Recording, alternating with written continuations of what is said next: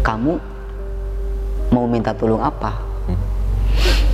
Dia nggak ngejawab, Pak. Pas ditanya, bukan ngejawab sama omongan, gini, tolong saya, tolong anterin ke keluarga saya.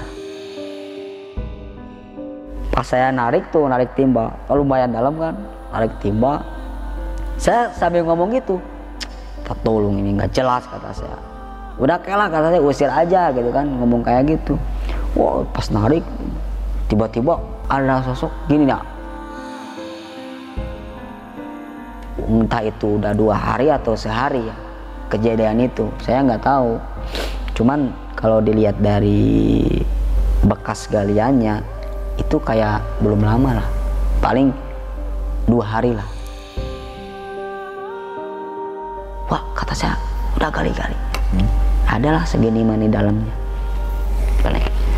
Pas digali, wow, digali sama ini sama apa aja lah yang ada. Saya ngeliat jempol kaki, wah,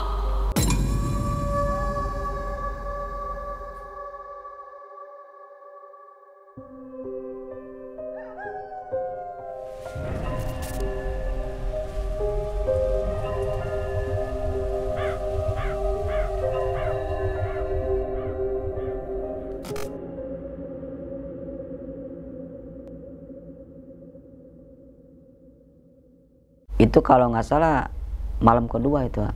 Oh, udah malam kedua. Ya. Kalau Akang tahu, saya itu siangnya tidur, malamnya saya berkeliaran. Baru berkeliaran. Iya. Jalan lagi maksudnya. Iya. Udah kayak orang gila aja. Itu cuma bener-bener nggak makan dong? Ya saya nggak makan. Air putih itu aja ya? Paling air doang. Air doang. Emang syaratnya begitu. Jadi tirakannya begitu. Udah cukup air aja. Kalau ada makanan di situ udah makan apa aja gitu kan. Nah di situ pas malam ketiga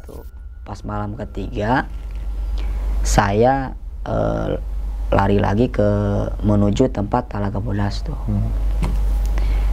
Kan ada air curug kan 2 yang kecil itu. Saya mau mandi ke situ. Naik ke situ, saya minum, saya mandi. Nah, saya lagi mandi. Saya ngedengar harimau, Wak. Pokoknya harimau aja udah dekat. Itu saya pikirannya apa? Aduh, udah saya disantap harimau nih kata saya. Karena emang jelas harimau. Kata saya, ini bener-bener harimau atau apa? Harimau jadi-jadian atau harimau asli gitu kan? Gitu ya. Kalau harimau jadi-jadian, saya udah yakin saya nggak bakalan dimakan lah gitu kan. Tapi kalau harimau beneran, aduh, saya bisa mati di situ. Nah, udah gitu saya cepet-cepet tuh sambil ngumpat-ngumpat gitu kan. Ternyata bener, saya ngelihat harimau warna putih. Kalau menurut pandangan saya sih itu harimau yang bukan harimau binatang asli, bukan, tapi perwujudan dari harimau itu makhluk yang lain gitu kan. Saya ngintip aja. Itu kan saya ngumpet. Itu harimau ngomong nggak? Kamu jangan ngumpet, kalau bahasa saya. Jang, keluar, itu bahasanya. Kamu keluar, sini, gitu kan. Saya takut kan, saya diem aja. Nah, setelah si harimau mau ngedeketin saya tuh, ini kan posisi saya nih lagi di dekat air itu ya. Naik tuh, wow, pokoknya harimau gede, harimau macan putih lah, gimana macan putih. Wow. Apa namanya? Ya, jalannya juga beda gitu ya. Pokoknya berwibawa lah jalannya gitu kan. Bener-bener, ya. Nah, pas di situ ngejelma lah, jadi kakek-kakek. Nah, di situ saya bengong aja gini. Terus si kakek itu ngelambain tangan saya. Saya turun tuh di situ. Terus kan ada gubuk tuh di situ ya. Itu saya bener-bener diajak ngobrol. Duduk di sini. Si kakek ngomong gini, Jang, reka mana? Mau kemana katanya. Tujuan Ujang mau apa ke sini? Mau kaya? Itu dari tadi yang nanyain seperti itu. Mau kaya ya? Iya. apa jangan-jangan memang dari dulunya di sini tempat begitu gitu ya kan tempat gitu. Kok yang tiap yang nanya mau kaya gitu kan. Saya bukan kayak kata saya bukan mau kaya, saya lagi mencari sesuatu. Apa? Batu merah delima. Ujang tahu siapa saya. Saya galeng-galeng enggak kata. Kalau Ujang tahu dari dulu sampai sekarang talaga ini saya yang jaga. Saya itu Sabta Soka. Sabta Soka. Ya, Sabta Soka. Nah, di situ saya tahu. Maksud tahunya begini ya. Ternyata si kakak ini menceritakan bahwa di lokasi ini waktu kerajaan Sartanegara sama kerajaan Pajajaran singgah di sini itu semua udah masuk Islam. Udah masuk Islam. Jadi si kakak ini ngasih tahu ini itu tempat suci sebenarnya, bukan tempat untuk maksiat. Kalau saya ceritakan ini waktu persinggahan kerajaan Sartanegara, dari kerajaan Pajajaran juga sempat singgah di sini. Bahkan kesininya juga beribadah. Bukan gitu. Untuk yang lain-lain bukan ya? Bukan lain-lain, beribadah. Adapun itu benda-benda pusaka, memang itu mas sengaja ditinggal di situ buat ngasih tanda bahwa di sini itu dulu pernah ada yang singgah di sini. Nah, biar kalau kata Pak Soekarno mah jas merah. Jangan lupakan sejarah. Gitu kan. Nah, supaya tahu bahwa sejarah itu nggak boleh dilupakan, gitu kan. Mungkin intinya seperti itu kan. Nah di sini itu bukan hanya tempat-tempat keramat, tapi tempat wali-wali Allah juga banyak. Nah, makanya di sini saya yang jaga di sini. Bahkan ada orang yang mau celaka, saya ngebantu nyelamatin mereka. Gitu. Jadi kalau mau ke sini banyak, sebenarnya bukan kamu aja yang ke sini. Dengan tujuan, rupa-rupa tujuan lah, macam-macam tujuan banyak. Cuman saya nanya sama Ujang tujuannya apa? Saya mencari sesuatu, mencari apa? Yang batu merah delima.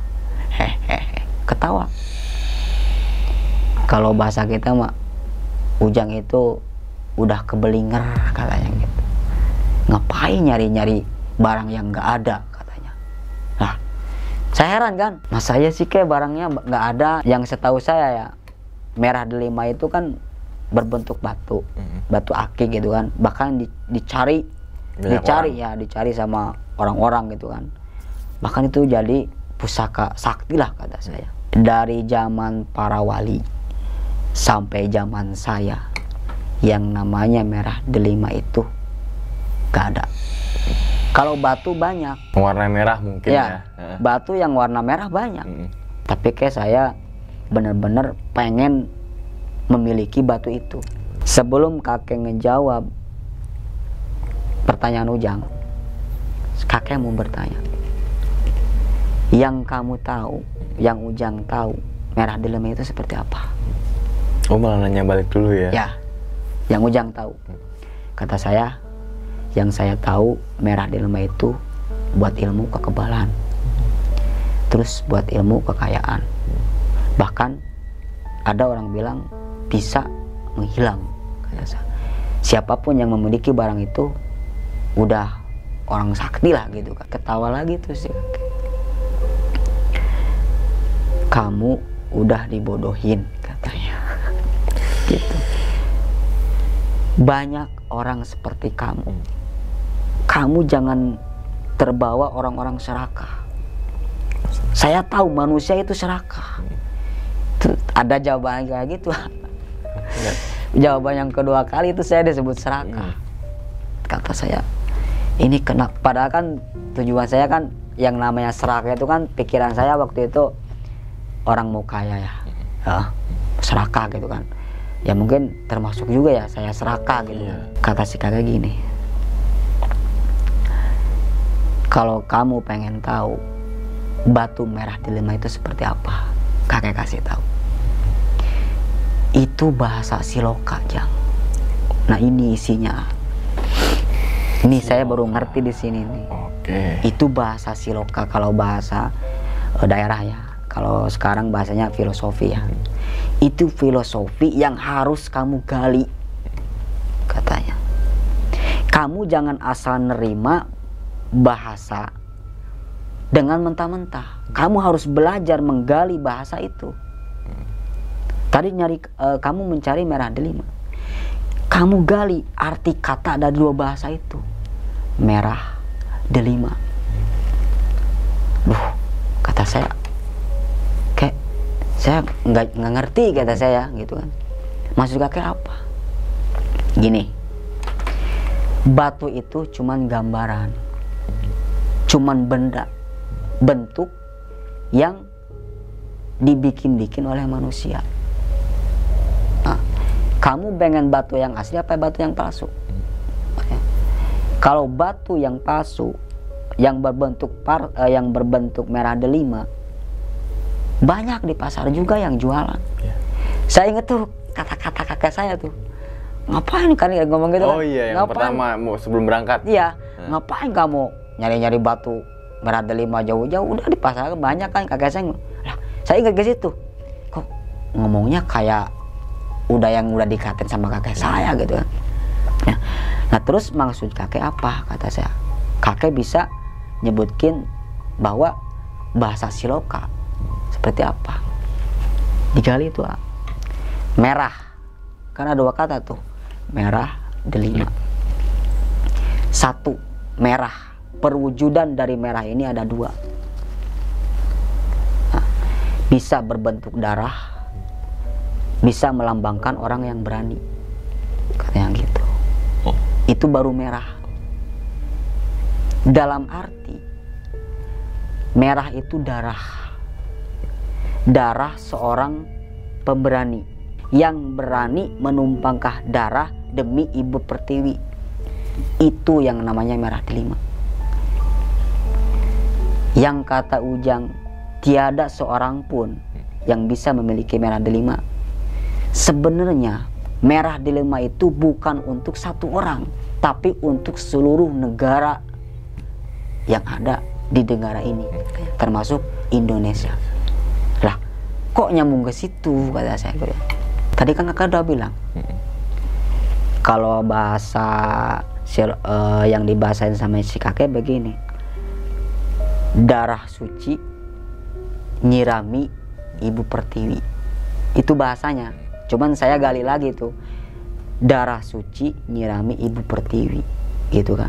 Siapapun yang berani menumpahkan darah demi negaranya dan melakukan dasar yang 5. Apa itu dasar yang 5? Pancasila. Wow. Gitu. Tahu nih, merah delima. Ya, Pancasila. Wow. Daging semua ini. Terus kata saya belum ngerti tuh, kalau manusia sudah bisa merelakan darahnya, menumpahkan darahnya buat bangsanya, gitu kan, dan menjalani dasar yang 5, Pancasila, tujuan Indonesia pasti bakal terkabul. Apa dasar Pancasila? Ketuhanan yang Maha Esa, kemanusiaan yang adil dan beradab. Nah, kaji dasar itu, baca, jalanin. Itu yang namanya merah delima. Nah, terus si kakek ini bilang, kata saya, kalau memang dasarnya seperti itu, terus yang merah tadi kan ada 2. Merah yang melambangkan darah kan, orang yang berani. Merah itu melambangkan api, membara. Kamu harus jadi orang yang bisa menerangi orang-orang dari yang terjerumus dalam dunia kegelapan, gitu. Nah, merah tuh ya, itu baru merah doang. Baru merah itu saya udah mulai ngerti ya. Akang juga udah mulai ngerti ya. Mulai ngerti nih, iya. Buat contoh, pejuang dulu katanya.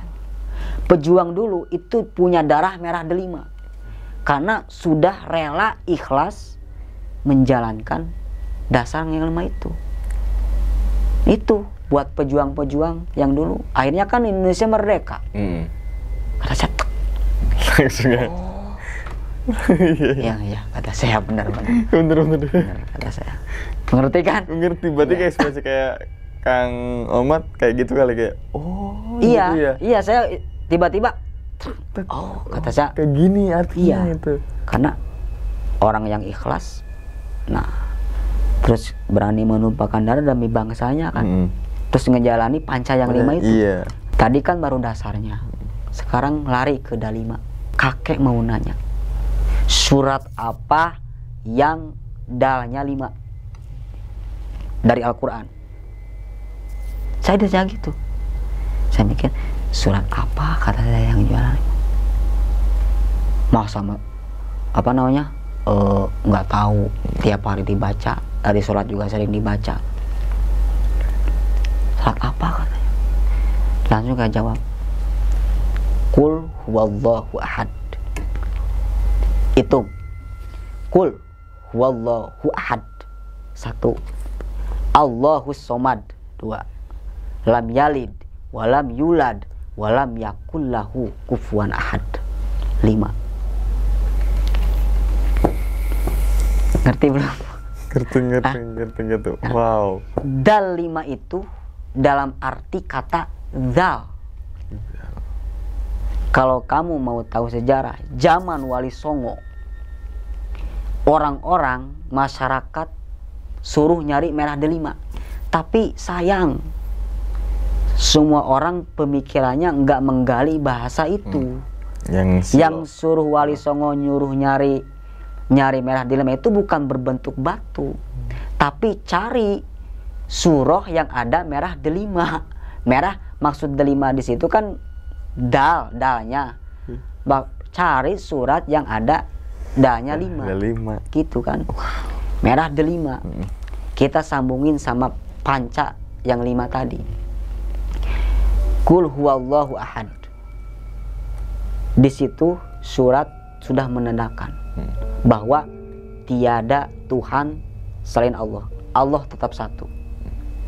Coba gandengin sama Pancasila. Ketuhanan yang Maha Esa. Nah itu. Jadi kayak nyambung ya. Ya. Itu yang dimaksud dalima.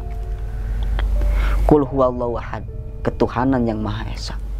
Kalau manusia sudah bertakwa, sudah meyakini bahwa Allah itu satu, tujuan yang mau dicita-citakan dengan bantuan Allah yang Maha Kuasa pasti terwujud. Buktinya, pejuang-pejuang dulu pakai senjata apa? Itu saya kayak orang lagi di apa ya, di beat gitu ya, sama guru gitu ya gitu kan.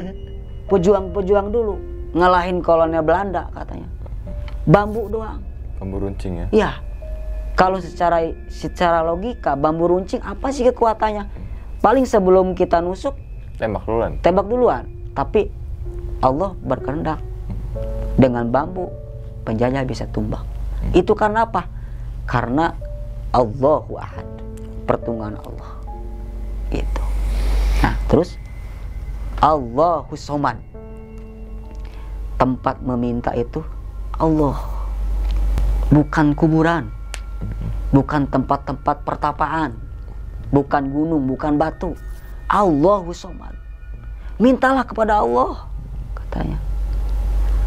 Kalau memang ingin berjuang, iman kepada Allah, minta kepada Allah. Itu tempat kita. Ngapain nyari-nyari merah delima? Gitu. Nah, sekarang itu dari segi dal. Nah, kalau sudah bisa menjalankan panca dayang dasar 5, terus dikuati iman kita dengan qul huwallahu ahad itu kan. Nah, kita jalankan. Kita sebagai agama Islam, kita harus patuh dengan syarat rukun Islam yang 5. Wow. Syahadat, sholat, zakat, puasa. Gitu. Kata saya, iya ini serba 5. Kata saya, serba 5. Jadi yang dimaksud merah delima itu ternyata saya kan bisa narik kesimpulan di situ kan, ternyata bukan milik seseorang, tapi milik kita semua. Ya. Nah terus kata saya gini, kayak kalau emang seperti itu berarti saya bisa memiliki. Jangankan Ujang, semua juga bisa. Kalau memang mau menjalankan dasar yang 5 itu. Seandainya, itu bisa dibilang teguran sih ya. Seandainya kalau orang-orang memahami arti dari makna merah delima, Indonesia nggak bakalan acak-acakan. Karena apa? Sekarang, maaf ya, sekarang dasar Pancasila sudah tidak ada. Ya, hanya sekedar hafal. Ya, hanya sekedar hafal. Betul. Karena kan perintahnya gitu. Dikaji lebih mendalam lagi, dijalani sehingga darah kita mendidih, bahwa kita punya darah suci, gitu kan, menyirami ibu pertiwi. Nah itu. Oh jadi kata saya, merah delima itu bukan berbentuk batu, bukan. Batu mah banyak. Coba kamu pengen menghilang pakai batu, nggak bakalan. Kalau nggak ada izin Allah, tetap kul huwallahu ahad. Mau melakukan apapun, tetap kamu minta sama Allah. Jangan kamu minta sama batu. Nah di situ saya baru ngeh tuh dalam hati saya, ini kakek-kakek kok kayak, maksudnya gini, yang saya rasain itu yang ngomong itu kayak bahasa dari yang seperti disampaikan kakek saya, dari gayanya, tapi ya dari gaya ngomongnya itu kok kayak kakek saya, kayak ngeguruinnya gitu ya, ngasih nasihatnya gitu kan. Kata saya kan pengen ngeyakinin. Terus kata saya, kenapa bisa dilarikan ke Pancasila? Nah, kakek kan udah bilang katanya, ya dasar yang 5 tadi, panca kan 5, dasar yang 5 nih. 1, amalin dal yang 5 tadi, qul huwallahu ahad, amalin. Imani, jalani panca yang 5 tadi. Kalau sudah ada iman, gak mungkin menyalahgunakan dasar yang 5. Nah, untuk menjalankannya pakai rukun Islam yang 5. Bagaimana seharusnya orang-orang Islam, itu kan? Kemanusiaan yang adil dan beradab itu semuanya ada. Itu semuanya ada. Kalau misalkan kita menjalani, kan istilahnya kalau bahasa Sundanya silasi, silasa, silasu, saling bantu, gitu kan? Kesetaraan itu ada. Cita-cita Indonesia pasti bakal terkabul karena keimanan kita. Sesudah iman, kita menjalani rukun Islam yang 5.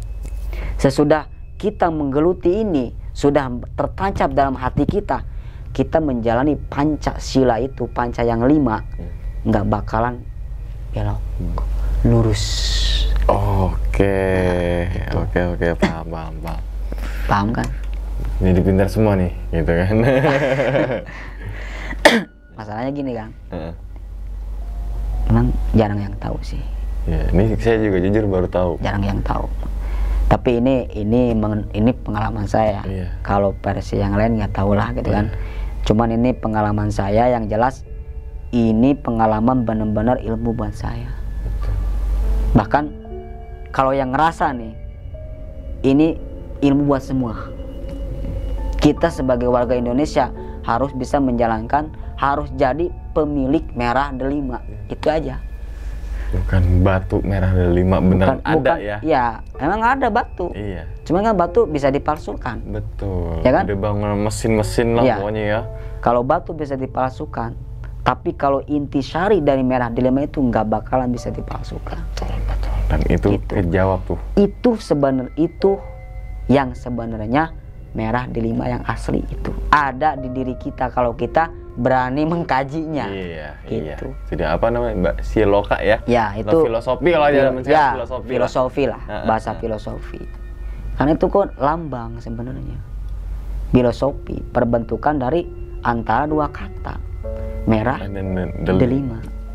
Itu dari arti merah juga kan udah banyak. Banyak tadi ya. Iya, Darah. perumpamaan gambar dari darah. Berani. Terus jiwa berani. Terus kobaran api. Iya, gitu kan. kobaran api bisa menerangi. Terus satu lagi, kamu harus bisa menahan hawa nafsu.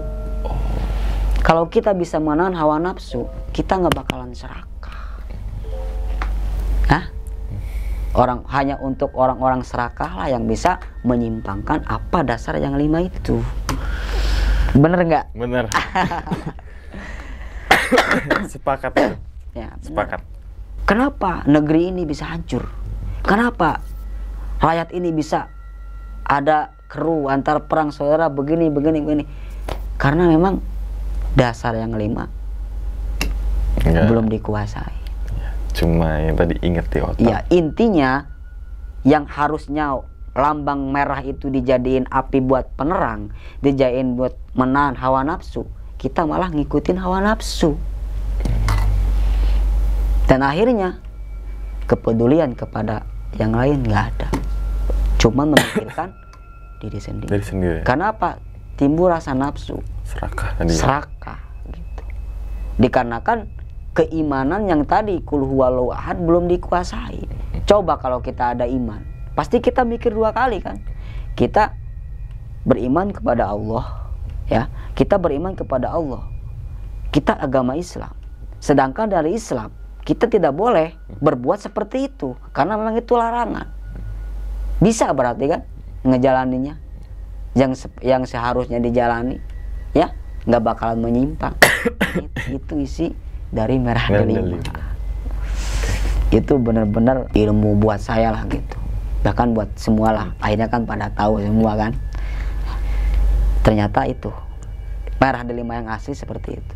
Akhirnya nggak langsung pulang setelah ketemu kakek itu. Nah, setelah itu kakek amanat begini, setelah dari sini, daripada kamu sampai ngerelain harus bertapa di sini, udah, kamu nggak perlu benda, kamu nggak perlu pusaka, gitu kan? Buat apa pusaka? Kalau diri kita nggak ada apa ya namanya istilahnya, nggak ada iman katanya. Buat apa pusaka? Pusaka itu bisa menjadi ada apa namanya, ada tila, maksudnya kalau pisau ya bisa nembus, bisa membunuh orang. Itu kalau Allah yang mengizinkan. Kamu buat apa ngurus pusaka gitu. Cukup dengan punya merah delima ini, kamu jalani, kaji sama kamu, pasti kamu jadi orang yang sakti katanya. Dalam arti apa? Kamu bisa kaya, kamu bisa kebal, kata saya. Lah bisa. Tapi bukan kaya harta, tapi bukan kebal sama pisau. Dalam arti kamu bisa kaya dunia akhirat. Karena apa? Kalau kamu bisa menjalani dasar yang 5 itu dengan didasari iman, takwa, menjalankan perintah-perintah dari Allah gitu kan. Kamu dunia bukan hanya di dunia bahagianya, dunia akhirat. Bahkan bukan diri kamu sendiri yang ngerasain itu, seluruh. Nah, kamu kebal, bukan kebal ditusuk. Kamu kebal dari sifat apa namanya? Dari rongrongan orang-orang yang mau menyesatkan kamu. Gitu kan. Ilmu apapun yang pengen nyelakain kamu, kalau kamu bisa menguasai surat kul huwallahu ahad, ilmu apapun bisa mental. Kayak gitu. Udah sampai sekarang saya ngamalin sih kul huwallahu ahad itu, ngamalin. Karena pengalaman saya yang saya rasain memang ngamalin itu apa istilahnya? Ya tujuan saya sih ikhlas sih, bukan pengen apa-apa bukan ya. Itu karena memang itu udah niat saya pengen lebih mendalami surat itu gitu kan. Karena bagi saya surat itu benar-benar mudah lah, isinya mudah, kalau bisa dikaji lebih dalam lagi gitu kan. Nah, dari situ saya sampai nangis itu Pak, Sampai nangis saya, sampai jadi nangisnya gini, kenapa saya harus menuruti hawa nafsu saya sehingga punya ambisi pengen memiliki batu itu gitu kan. Berarti kan saya benar-benar serakah ya, nuruti hawa nafsu itu kan. Sampai nangis saya, sampai saya ingat sama kata-kata kakek saya sebelum berangkat itu. Iya, sebelum berangkat tuh kata saya, kenapa saya nggak ngedengerin apa omongan kakek saya gitu kan. Nah di situ saya nangis, terus saya salaman sambil nangis. Udah saya salaman, tiba-tiba nggak ada. Nggak tahu kemana. Nggak tahu. Itu yang kakek yang tadi harimau jadi itu gitu ya? Iya. Bukan jadi kakek itu ya? Jadi yang tadi berwujud harimau itu kan, itu hilangnya nggak berwujud harimau, tapi langsung nggak ada, udah nggak ada. Nah di situ baru saya dengar duk duk duk duk duk kayak suara bedung. Aja. Nah kan talaga nih, ini talaga, ini tebing. Nah, di situ ada masjid negara jin, tapi saya ngelihatnya bangunan doang ya, bangunan sama suara bedung.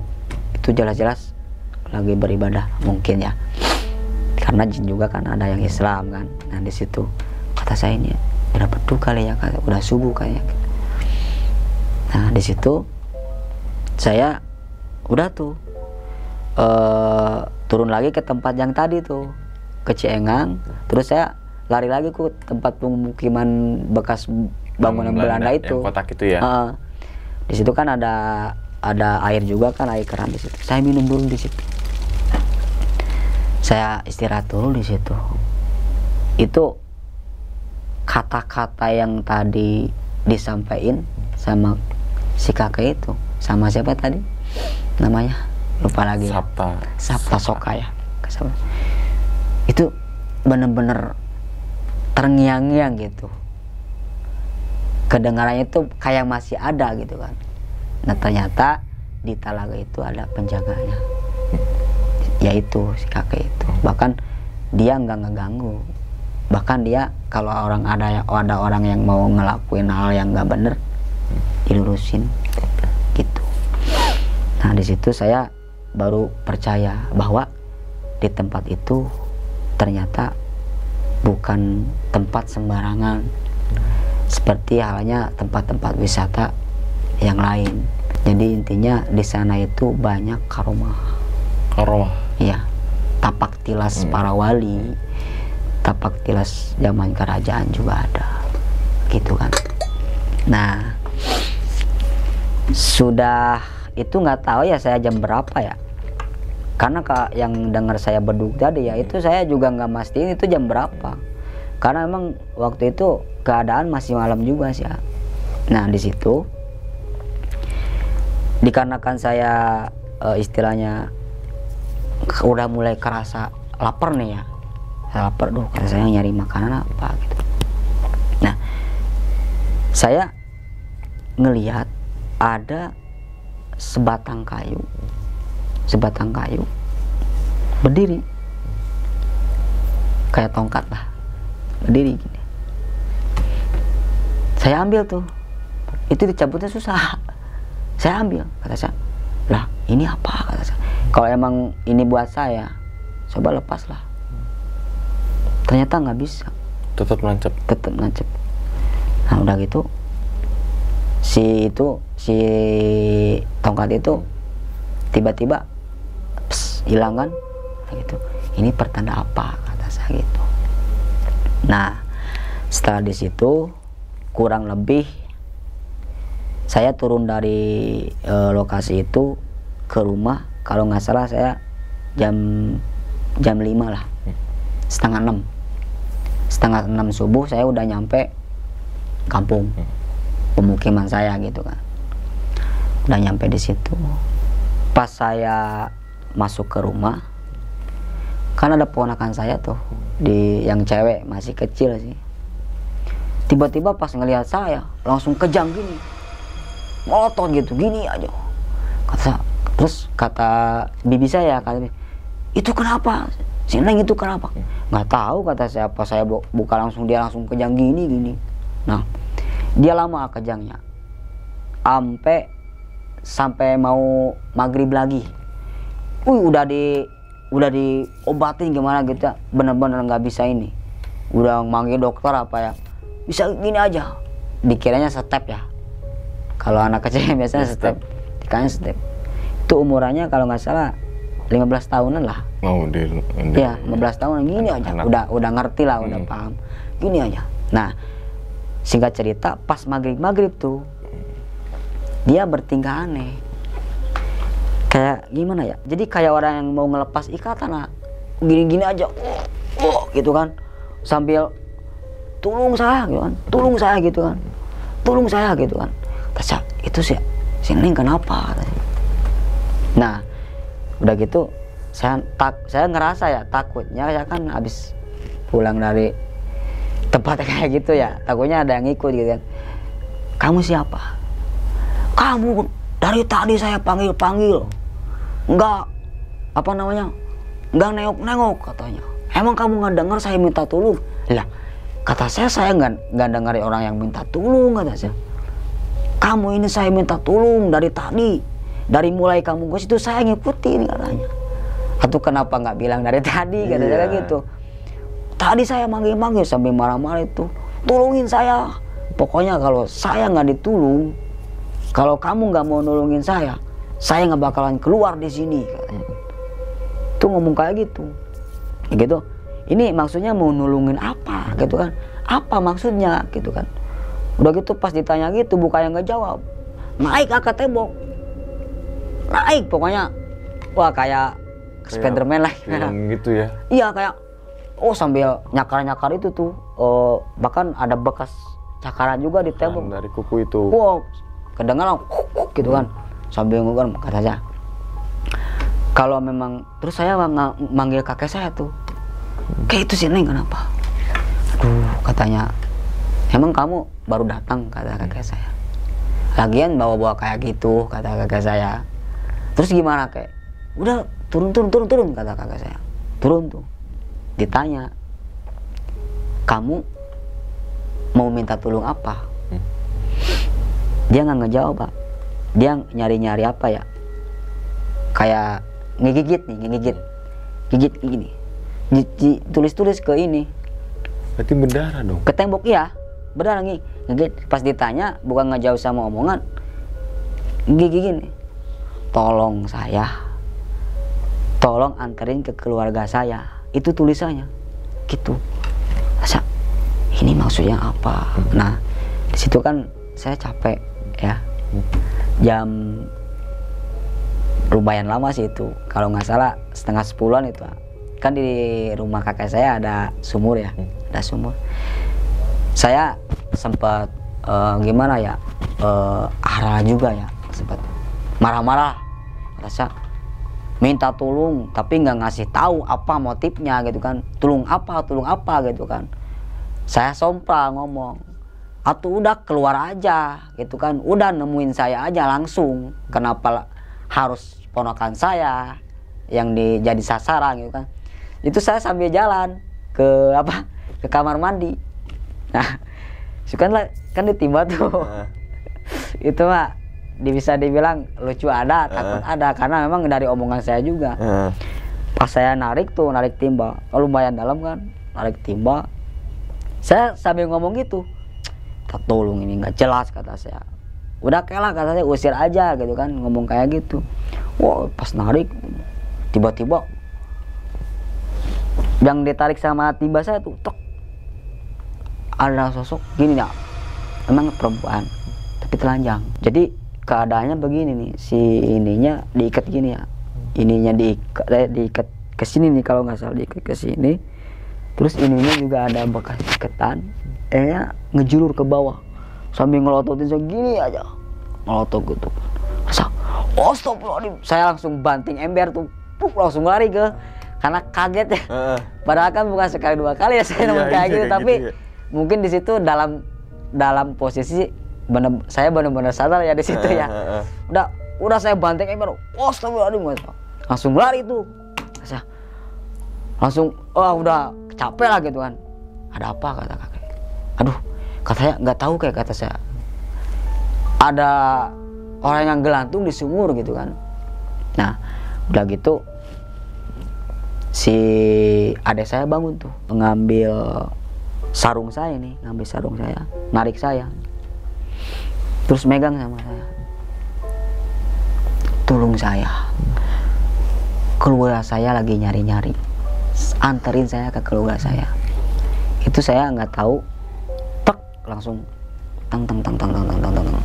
Jadi kayak saya itu dibawa gitu, dibawa ke alam yang ada peristiwa seperti itu. Jadi di gambaran saya itu ada 2 orang ngedorong dia, sehabis didorong dirudah paksa. Nah, dirudah paksa, sehabis itu dibunuh, terus diikat, langsung ditimbun di situ. Nah di situ udah, saya bengong dong. Nah ini kok kayak tempat yang saya tadi lewat, yang kemarin saya lewat, katanya. Ini ada apa ya? Saya kan penasaran. Ngomong sama kakek saya, Kek, kok saya ada penglihatan gini ya, gini. Ya mungkin itu katanya gitu. Nah hubungan sama saya apa gitu kan? Ya mungkin kamu yang harus nolongin dia gitu kan. Takutnya ini memang benar-benar ada, bukan cuma sekedar mau ngikut kamu doang gitu kan. Itu setelah saya dapat gambaran itu hilang sendiri, nggak sempet saya dijam-jam, enggak. Tiba-tiba ada ponakan saya langsung biasa lagi, cuman ngelihat capek doang gitu ya. Ditanya ke ponakan saya sama kakek saya, nggak ngerasain apa-apa kan ya, cuman capek doang kan. Jadi tiba-tiba udah nggak ada sendiri gitu kan. Itu jam 11 malam saya manggil tuh Wak saya, Wak tolong antar saya kemana? Talaga Bodas, Wak. Talaga Bodas. Ngapain malam-malam ke Talaga Bodas? Pokoknya nanti saya diceritakan di sana gitu kan. Iya maksudnya mau apa gitu kan, mau ngambil apa, pokoknya nanti Wak tahu sendiri. Saya ngambil ke Talaga Bodas tuh, itu kan nggak ada kendaraannya. Itu saya jam 11 setengah lari ya, saking buru-burunya gitu kan, pengen mastiin bener nggak ada sih. Nah itu nggak tahu itu jam berapa lah gitu kan, karena saya juga boro-boro inget jam ya. Terus itu saya inget tuh, tadi di mana ya lokasinya, kayaknya di sini kata saya. Nah ada yang jatuh tuh, pum katanya gitu kan, jatuh. Oh mungkin di situ kan. Wah kata saya, sampai wah takut gua, kata wah saya. Udah kamu aja kamu. Wah kata saya, kayak bukan orang tua aja kata saya takut. Udahlah kamu aja kata. Wah saya di belakang, dorong saya. Itu tadi apa yang jatuh kan? Kata mungkin pikiran semua apa gitu ya. Nah di situ memang ada tanah yang bekas galiannya, kan masih kelihatannya. Itu nggak tahu entah itu udah 2 hari atau sehari ya kejadian itu, saya nggak tahu. Cuman kalau dilihat dari bekas galiannya itu kayak belum lama lah, paling 2 hari lah. Bisa jadi pas lagi saya perjalanan itu mungkin ada kejadian seperti itu, bisa jadi, bisa sebelumnya juga bisa gitu kan. Nah saya nggak mikir ke situ, udah wah kata saya udah gali-gali, adalah segini mana dalamnya. Pas digali, wow digali sama apa aja lah yang ada. Saya ngeliat jempol kaki, wah bait wah si Uwa tuh gini aja. Saya juga takut, ini apa kata saya, jempol kaki wah manusia, jangan-jangan ini yang tadi minta tolong kata saya. Terus saya lihat jempol kakinya emang perempuan. Saya nggak gali semua, bener saya takut ya. Udah ditutup lagi sama saya. Wah sekarang gini, ini masalah jangan kita sendiri yang ngegali, takutnya kita yang kena imbas, kata saya. Udah gini aja Wak, Uwa sama saya sekarang kita pulang, tapi inget Uwa yang lapor ke RT atau ketua kampung. Nah, syarat jangan bawa-bawa nama saya, apalagi kalau nanti Uwa ditanya siapa yang nemuin ini, jangan, pokoknya jangan sebut-sebut nama saya.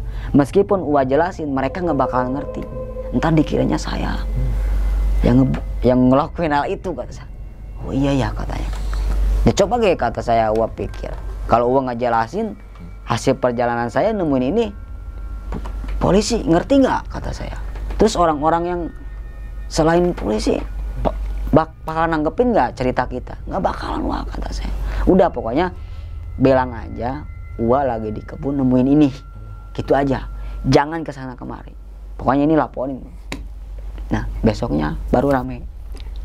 Itu saya malah ngelihat lagi ngegalinya, nggak ada yang tahu siapa yang nemuin, nggak ada. Udah saya diam aja karena pikir saya percuma.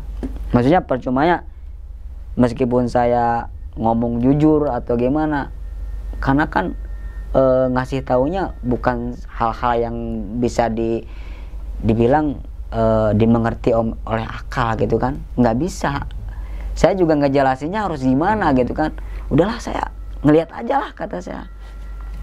Ngelihat aja, meskipun saya itu ada rasa takut juga, takutnya ditanyain doang gitu, karena tahu sendiri kan kalau kasus kayak gitu.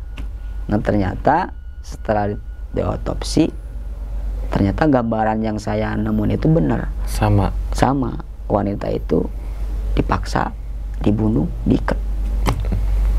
Nah dan itu yang kalau dengar dari berita ya, itu orang Jakarta mana itu ya, karyawan sih, karyawan PT apa tuh. Jadi kasusnya itu tadinya si wanita yang korban ini punya teman ya, cewek juga. Si temannya ini punya utang sama korban gede, nggak bisa kebayar. Berhubung nggak bisa ngebayar, ya diajak lah main. Nah terus si tersangka ini nyuruh orang supaya ngebunuh dia agar hutangnya nggak ada lagi gitu.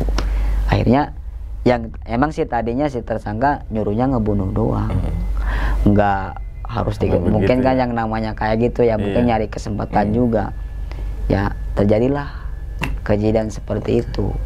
Nah dari situ alhamdulillah sih pelakunya juga udah malah dihukumnya seumur hidup. Karena pembunuhan berencana ya? Iya, pembunuhan berencana itu. Saya ngelihat acara TV ya, saya ngebayang, wah itu kalau saya yang ke depan, aduh gimana nih saya jelasin kan. Saya ketawa aja masuk, wah aman ya, aman terus. Pokoknya itu mah kalau kejadian itu memang nggak ada dari konsep saya sebenarnya sih ya. Maksudnya kan saya niatnya bukan ke sana, tapi secara tiba-tiba gitu kan, secara kebetulan mungkin saya kebetulan lewat sana, karena memang dari omongannya begini waktu keponakan saya kesurupan. Jadi dia itu ngikut saya itu tadinya pengen masuk ya, tapi nggak bisa, nggak ada luang buat masuk. Tapi saya tahan ke rumah ya, keponakan saya yang kena gitu. Nggak minta tolong gitu ya? Iya, mau minta tolong gitu. Ya udahlah Wak, mungkin itu udah kewajiban kita juga harus saling menolong. Ternyata saya kan penasaran, waktu ada itu ternyata memang 2 hari pihak keluarganya nyari-nyari, karena kan dari Jakarta, ngomongnya ada di Bandung katanya kan, dicari-cari di Bandung 2 hari nggak pulang. Ternyata ketiga harinya tiba-tiba ada kabar seperti itu. Itulah pengalaman saya Kak. Cuman yang intinya kan kalau masalah ini ya itu mah secara kebetulan ya, yang intinya kan yang diceritain dari awal tadi. Ya, betul. Intinya perjalanan saya itu yang tadinya ngikutin apa namanya ya, pengen hal-hal benda yang benar-benar sakti, itu ternyata kita harus lebih menggali lebih dalam lagi lah gitu. Itu sih yang paling penting itu emang. Bahkan benda itu benar-benar berharga, bahkan paling mahal. Meskipun dibayar dengan uang berapapun nggak bakal bisa kebayar. Karena apa? Taruhannya nyawa. Siapa sih yang mau jual nyawa, bener kan? Gitu.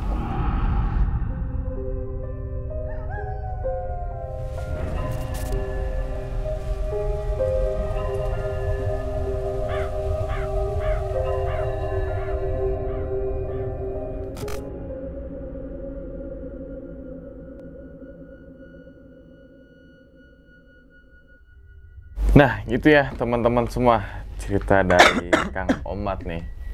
Ketika saat itu ke Telaga Bodas, terus ke sebuah gunung apa tadi kan? Sadahurip, piramid lah, piramid lah, piramid yang konon katanya banyak ada emasnya. Masyarakat mengklaim kalau itu ada emasnya gitu kan, sampai ada pihak orang luar gitu kan, sampai mau dibikin jalan dan lain sebagainya gitu. Tapi yang cerita Kang Omat ini yang poin utamanya adalah merah 5. Itu Kang. Ya, jadi intinya garis besarnya itu kan tujuan saya itu memang mencari benda itu. Merah delima itu. Disangkanya itu batu beneran merah dan delima mungkin mungkin familiar lah untuk penggemar-gemar batu lah, atau mungkin yang orang awam dengan batu merah delima, bang pasti ada harganya. Ya kan gitu kan, terus langka gitu kan. Ternyata yang dimaksud beneran merah delima itu adalah tadi yang sudah dijelaskan bahwasanya nggak cuma 1 atau 2 orang yang memiliki merah delima, tapi semua rakyat Indonesia harus memiliki itu. Merah delima. Yang tadi delima merah keberanian, terus darah gitu kan, terus api yang berkobar menerangi gitu kan. Delima itu yang dasarnya itu Pancasila, atau enggak Zalima gitu. Wah itu bener. Dan itu kan kayak ada kaitannya dengan rukun Islam gitu kan, 5 juga. Intinya gini ya, kalau disimpulin sama saya nih,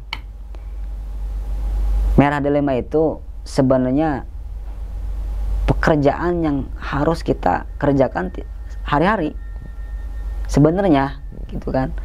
Yang kita kerjakan sehari-hari ya itu mengandung unsur dari merah delima itu sebenarnya. Itu intinya. Ya kan istilahnya gini ya, kita kan kalau dari segi Pancasila ya, itu kan namanya Panca itu kan 5, sila itu kan dasar. Nah, kalau kita bisa mempergunakan dasar yang 5 itu sebenarnya itu pekerjaan sehari-hari buat kita. Misalkan 1, ketuhanan yang Maha Esa. Nah, kita kan beribadah tiap hari kan. Nah, terus kedua apa Bang? Kemana? Ding ding ding ding ding. Mendingan gue nggak apal daripada sekedar apal terus nggak menjiwai. Ngebleng. 1, ketuhanan Maha Esa. 2, kemanusiaan yang adil dan beradab. Nah, dalam kerja sehari-hari, kehidupan kita sehari-hari, beradab. Kita kan harus beradab. Kemanusiaan yang adil dan beradab. Kita harus jujur, kita harus beradab, sopan santun, saling menghargai, gitu kan? Kita harus menganggapnya kita setara, tidak menganggap rendah orang lain, kan gitu. Itu kan termasuk kehidupan kita sehari-hari kan.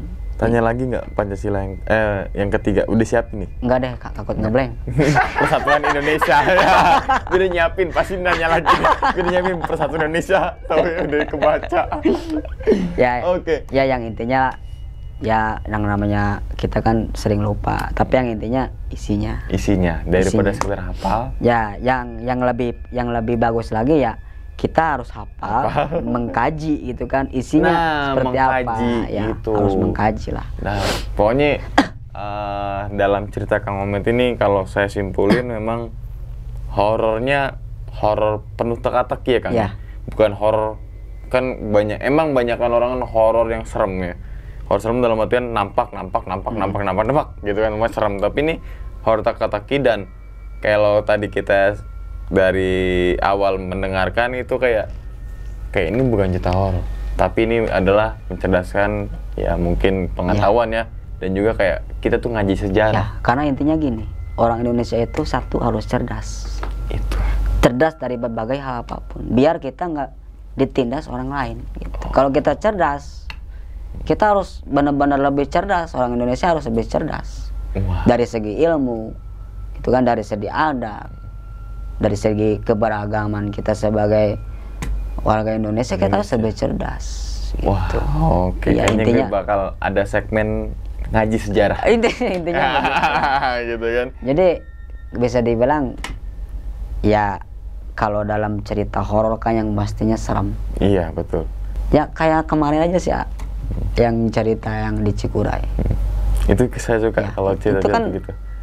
Intinya kan gini, waktu itu kan saya pernah bilang, saya setiap ada perjalanan pastilah ada luka-likunya. Ya kalau dibilang saya sering ditampakin, ya ditampakin. Cuman saya mengarahnya ke satu tujuan saya, bukan mengarah.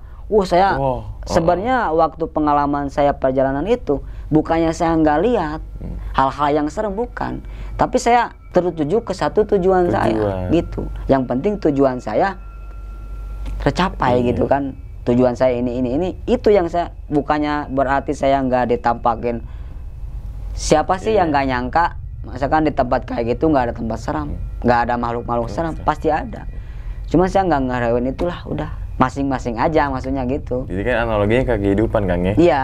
Kita nggak boleh, ya yang pasti kan namanya kehidupan kan lika-liku kan, penuh dengan godaan apalah. Tapi kita harus fokus ke tujuan kita apa nih. Iya. Bukan berarti kita tadi nggak melihat godaan itu, kita ngeliat tapi kita tahu nih. Iya.